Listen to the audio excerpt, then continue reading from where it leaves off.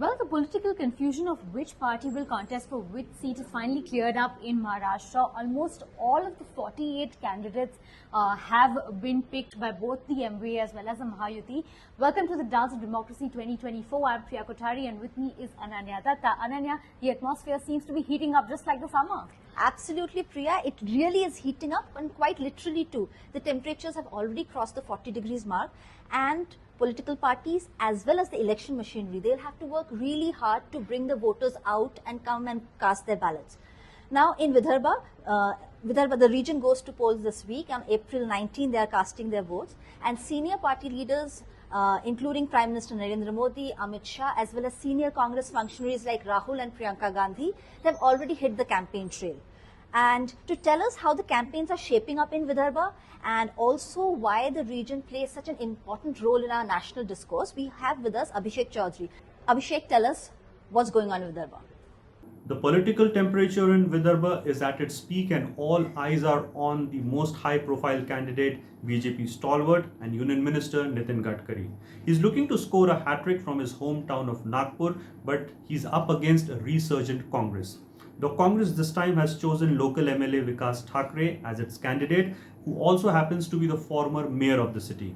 Thackeray also ticks a few other boxes which are part of the political computations and permutations which it feels might give the party an edge. Apart from this, there is an absence of Vanchit Bahujan Aghadi as well as Owaisi's AIMIM, which could have eaten into what we know as the traditional Congress vote bank. Apart from this, the other four constituencies in phase 1 include Ramtek, which is part of Nagpur district. This is a constituency which was represented by the late P.V. Narasimha Rao, who went on to later become the Prime Minister of the country. Now, Ramtek is the only place in phase 1 where a non-BJP and non-Congress candidate is standing for election. CM Eknath Shinde has fielded Raju Parve, but the entire campaign has to be taken forward by BJP because they have a very strong presence in all the different villages and the tehsils that are part of that particular constituency.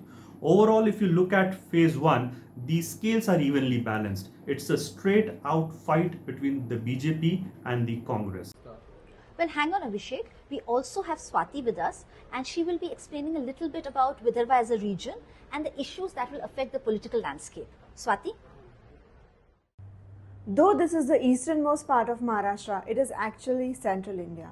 It is here in Nagpur that the Britishers built the Zero Milestone, which is a landmark to mark the central point of British India, and that is when they were starting the Great Trigonometrical Survey of India. And that is when they measured the land of our country and the mountains. Talking about the mountains, the hill ranges around Vidarbha are the places where you see the majestic tigers in the Tadoba and the Pench reserves. But these hill ranges are also have the problem of Maoist influence, and that is what the security forces have to face time and again. Also, the tribal population in this area has its own problems in the far-flung areas where the administration barely reaches. So these are the issues that matter in Vidarbha. Well, thanks so much for that, Swati. We're going back to Abhishek to talk a little bit about how all of these issues that Swati spoke about have a bearing on the whole political scenario out there in Vidarbha. Abhishek? If you look at issues, the issues vary because whereas Nagpur is a very urbanized place, even next door Ramtek or for that matter Bhandara, Gondia, these are urbanized places. But on the other hand, you have a place like Gadchiroli where there is a Maoist influence, there are a lot of places which are still considered remote. So the issues are different there. It's about tribal rights, about forest right, about mining industry which is moving in now, and also the law and order issue because of the Naxalite presence. So the issues vary from constituency to constituency, but regardless, the fight is clearly between Congress, which had Vidarbha as its bastion for decades, and now for BJP, which over the last 2 decades has made sure that there is a saffron presence everywhere. If you look at voting percentages, it is Gadchiroli, what we would call the tribal belt and the remote part affected by Maoism, they have the highest voting percentage. It has been steadily over 70%.